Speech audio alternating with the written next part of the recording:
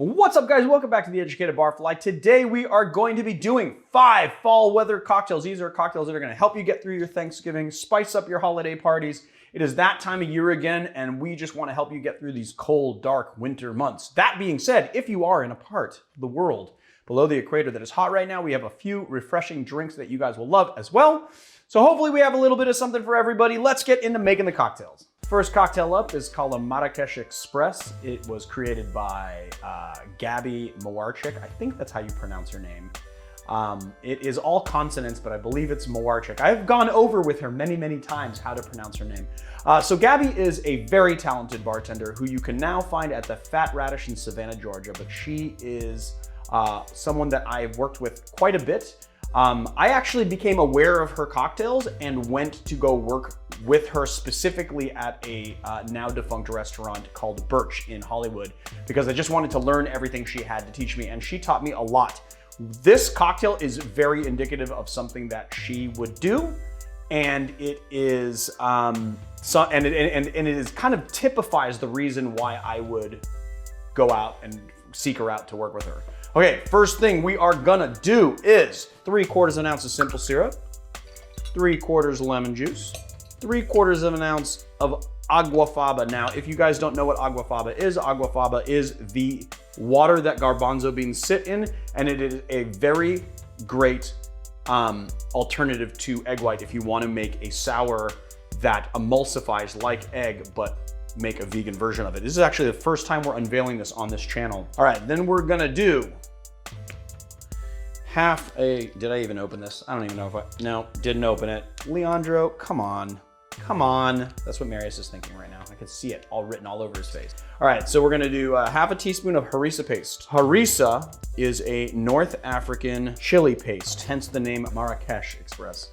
We're going to do 3/4 of a teaspoon of rose water, but I didn't have a 3/4 teaspoon, so I did a half with a quarter here of rose water. 1.5 ounces pomegranate, pure pomegranate juice. And it is pomegranate season, my friends, so go out and get it. 1.5 ounces of mezcal. I like to use Espadín mezcal for this. We are going to combine our tins and give it a nice emulsifying shake. Now, 30 seconds should do it, but you can feel free to shake as long as you like. And because this is a sour, don't even say it. And because this is sour, we just need a little controlled dilution because we are also gonna be putting it on a big rock. We'll just do 1 cube. Give it a nice hard shake.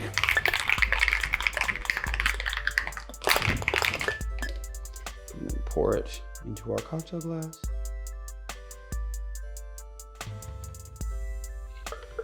Ooh.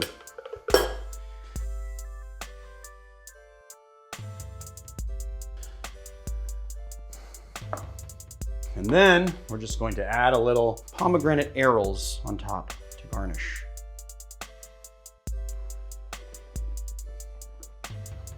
Ooh, spicy. You get the mezcal, you get the spice. You get the mezcal and the pomegranate right in the front. The spice is kind of all the way throughout, obviously nice and tart and balanced. It's got a balanced amount of sugar. It's surprising that the rose water, it's almost as if the chili is tempering the power of the rose water, because rose water is so powerful, but all of these flavors work so well together. They are very, very, very, very balanced. I love it. This is something that's so indicative of something that Gabi would do. It's perfectly balanced, very tart, kind of spicy. You can taste all of the ingredients. You can take the sum of all the parts of the cocktail, and then you also can taste the cocktail as a whole. And for me, that's what kind of indicates perfection in the balancing of flavors. So there you have it, my friends. The Marakesh Express, the Marakesh Express, the Marakesh Express. Not the Marakesh. Marakesh isn't anything. That's nothing. It's the Marakesh Express. This next cocktail comes to us from the brilliant minds at the legendary San Francisco bar, 15 Romolo. I do not have a bartender for you on it, but it is great. It is called a Pedro Sucker Punch, which is an awesome name for a cocktail, and it is a beautiful, wonderful cocktail for this nice fall weather that we've got going on. So first thing we are gonna do is, you can put this in a dasher. It calls for 2 dashes of coffee liqueur. I'm using Mr. Black. I'm gonna do it on the bottom of my jigger, but I'm gonna be just very careful about how much we pour and really just do 1. This might be fat dashes, but it's okay. 2 dashes. You can put it in a bitters dasher if you'd like. Half an ounce of Pedro Jimenez Sherry, or PX as it is known. Half an ounce of Amaro Nonino. Half an ounce of lemon juice. And then last, certainly not least, 1.5 ounces of Old Grandad bonded bourbon. Add some ice to our tin. Add our nice big rock of ice to our old-fashioned glass. That is going to take up a lot of volume. And give it a nice hard shake. Just gonna strain our cocktail over our ice. This drink does not call for a garnish. Let's taste it. Ooh, that is brilliant. So here's the thing. You get the proof of the bourbon, you get the lemon tartness, but what is the real star of the show is this extra added bit of sweetness from the Nonino, but also from the PX Sherry, which kind of gives it like a very savory, almost raisin-like flavor. The Nonino and the Sherry play well together, and you can actually taste them separately here. One doesn't run over the other, which is interesting because you would think that the Sherry would be, like the PX Sherry can really overtake more delicate flavors. But what's also nice here is that the PX Sherry gives it a very nice little kick of acid on the finish that kind of goes with the acid you're getting from the lemon. It's a very well-balanced drink. I like it a lot. There it is, the Pedro Sucker Punch. Next cocktail we're doing is a crowd pleaser from Christian. I believe that's how you pronounce the name. It's Christian. So I think that's Christian, just making a like a longer A, right? So Christian Rolik. Christian Rolik works at AOC, which is a very crowd pleasing small plates restaurant. And basically, according to the website Punch, while he was creating this cocktail, he was basically trying to figure out a new Blood and Sand, and then just ended up going off the rails and creating something brand new. It features the flavor of sage, which is a really nice winter flavor, and you'll find that in a lot of fall cocktails. But this was just so elegant, I thought I would share it with you guys. So first thing we're gonna do is just a few dashes of Angostura bitters, and then we're gonna take this. It's basically sage beer syrup. So what I did was I took 12 ounces of Hefeweizen and then a cup and a half of sugar, put it in a pan with 12 sage leaves, and I brought it to a boil, and then I took it off the heat and let it cool, and then we have the sage beer syrup. So we're gonna be doing 3/4 of an ounce of the sage beer syrup, 1 ounce of lemon juice, 3/4 of an ounce of actual Hefeweizen. Just pick a Hefeweizen that you like that is very indicative of the Hefeweizen flavor. 1 ounce of gin. And last but not least, an ounce of Cochi Americano white wine aperitif liqueur. I'm gonna add some ice in here. Add some ice to our tin and give it a nice shake.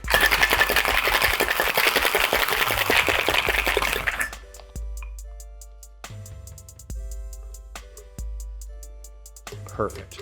I was a little worried about the volume. That's why I didn't put as much ice in there as I could have, because I wanted to just save another spot for just one last piece of ice to bring it up a bit. And then what we're gonna do is we're gonna give it a little sage garnish. Give it a little sip.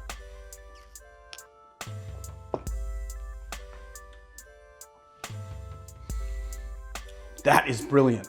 That's one of my favorite things that I've tasted. All right, you get the tartness of the lemon. and you get this really nice kind of sage-infused sweetness from that beer syrup. This beer syrup, I could chug this. It is really, really good. Very subtle. So you have the beer syrup balancing out the lemon, but then you have the beer, which is kind of, because we shook the CO2, it really frothed it up and gave it this nice frothy sort of head. But then on top of that, it gave it more bitterness. So you have a little extra hops, because I think that the hoppiness in this, I wouldn't say it's lost in the syrup, but it's tempered down by that sugar, where so you're kind of adding that hoppiness back in. I know a lot of people are gonna be like, why are you gonna do a beer syrup and then put actual beer in it? Isn't that going to just like, but it sort of amplifies the Hefeweizen flavor, which is really nice. The gin, which I think that, I used Plymouth because I had it on hand.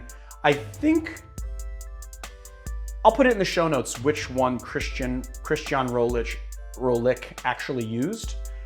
Because I'm not thinking about it, but it is a different one. But I would just say that use something that's very citrusy and use something that has those botanicals, because you want those nice gin botanicals to come through, but you want it to be a little bit, you want it to be light. You don't want it to have too much juniper, and you want it to just be like a light, kind of light, citrusy, sort of refreshing gin. And then honestly, then we put the Coca Americano back in, which has that nice kind of light sweetness to it, and you just get this nice bright cocktail. The Angostura bitters adds a little bit of spice to it, a little bit of bitterness to it, and just rounds everything out. It's a very well balanced cocktail. I would make this again and again. I think that you should. Marius, when we were talking about this, said, he looked at all the ingredients and said, this is gonna be one of the most unpopular cocktails, because it's actually takes some preparation. You need to make some ingredients to do it. And normally he would be right, but I gotta say that if this is unpopular, that would be a disservice to yourself, because it's such a good drink. And for our next cocktail, we're gonna be doing something that was designed to taste like apple pie a la mode. It was created by, it's actually called a la mode, and it was created by Karen Stanley of Dutch Kills in Long Island, New York. Okay, we're also gonna be doing the coil trick to whip some heavy cream. But we don't need any shakers, we don't need any stirring glasses. All we need is a pot. I'm using a hot plate. Obviously at home you'll be using your stovetop, and you need a heat-proof glass. So the first thing we are going to do, 1 ounce of 100 proof bourbon into our pot, 1/2 ounce of liqueur 43, and then 5 ounces of cloudy apple cider.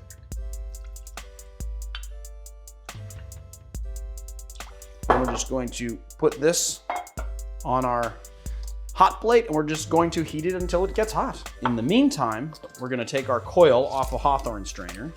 I put a little bit of heavy whipping cream into a squeeze bottle. This is just gonna be a very easy way to whip cream kind of fast, because what you wanna do is you wanna whip it till it's stiff, but not like solid, you know, so that you can layer it kind of on top. Also, additionally, I put a little spiced syrup in the bottom of this. Now, the original recipe doesn't call for it, but I made some spiced syrup when I was making hot butter rums at Kohl's the other day, and I thought it would go really well in here. It's basically Demerara sugar with a little cinnamon, a tiny bit of clove, a little bit of star anise, some black peppercorn. It's really, really good. Recipe is below for sure. Okay, and then what we're gonna do is we're just gonna give it like a nice shake. And what you're basically doing is working the cream through the coils of the strainer. The thing is that like the coil that we put in here, it's just working its way through it. The thing is that you gotta be really careful and kind of test it on your finger, because you want it to kind of show a bead on your finger without being, but still being kind of liquidy. I think this is a little bit too liquidy still, so I'm just gonna go for like another little quick shake. Try again until it just kind of holds its shape, you know, just a little bit. All right, I'm gonna stop it because I actually have a history of screwing this up. And then we're just gonna add our cocktail in. We're just gonna pour it in. We're going to layer our cream on top. Recipe calls for about 4 ounces. I like to just give it a nice creamy head. Marius laughed because he's a juvenile. All right, see that? It's very nice. All right, let's taste it.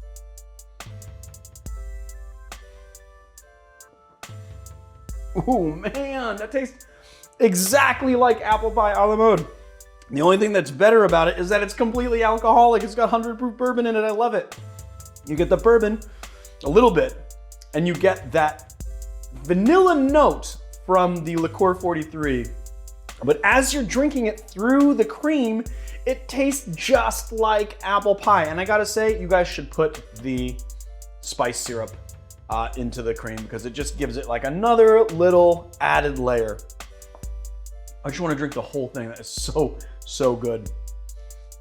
All right, guys, there you have it. A la mode. And for our very last cocktail, I wanted to leave you guys with something that you could do in that post-holiday morning, or you could do on that holiday night, something you could just whip up really, really quick. Low ABV, so you're not like, you know, biting off more than you can chew while you're hanging out with your family on Thanksgiving or even Christmas. It's called a Negroni Spagliato, and Spagliato roughly translates to messed up or ruined in Italian. The story behind this is that in 1972, bartender Mirko Stocchetto, Marius told me to do that. He said, when you say his last name, you gotta go like this. So Mirko Stocchetto was making at Bar Basso in Milan, was making a Negroni, and he, instead of reaching for the gin, he reached for sparkling wine or Prosecco and put it on top, and the Negroni Spagliato was born. It is definitely one of the most sought after modern classics, and it's real easy to make. So first thing we are gonna do is take 1 ounce of sweet vermouth, 1 ounce of Campari. We're gonna add in our rock of ice, get a nice stir to chill it.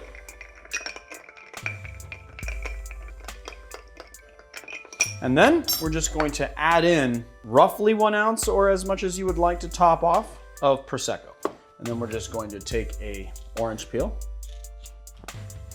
give it a nice twist, stick it up in there and give it a taste.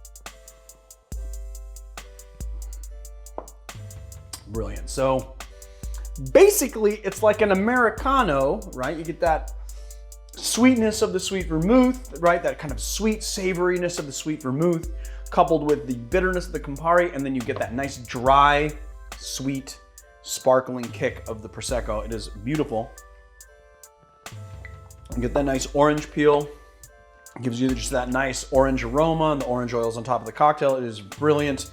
I understand why this is what Bob Ross actually talks about when he says that there are no mistakes, there are just happy accidents. This has become a modern classic in its own right. The Negroni Spagliato is one of my absolute favorite cocktails. It is so easy to make. You can literally do it in 30 seconds. So there you have it, my friend. And for the last time, see, Marius said, if you're gonna say, this is what he said to me. He said, you're gonna say, there you have it, my friend, on every cocktail. And I only said it on the beginning and the end. So there you have it, 5 brilliant fall cocktails to help you get through the cold weather. Not only will it get you through the cold weather, but it's gonna help you spice up your parties or deal with your in-laws. No need to thank me. It's all in a day's work. If you like our channel, please hit like and subscribe, and check us out on Patreon, patreon.com/theeducatedbarfly. We've got exclusive content going to Patreon that will never come to YouTube. And subscriptions start at $1. So for just $1 a month, you could help this lowly YouTube bartender from avoid a life of hardship. It goes a long way to helping out this channel. There's a lot of different tiers, and I think something for everyone, hopefully. So check it out. And then also check out Staggerly Goods. That's our apron sponsor. They are our exclusive apron sponsor here on The Educated Barfly. And now through the end of the year, Alfred of Staggerly Goods has a discount code going. It's SLG Save 30 for 30% off from now through the end of the year. So go get your aprons, people. Go get them. I don't know, yeah, hit like and subscribe and all that stuff, and I will see you guys on another time.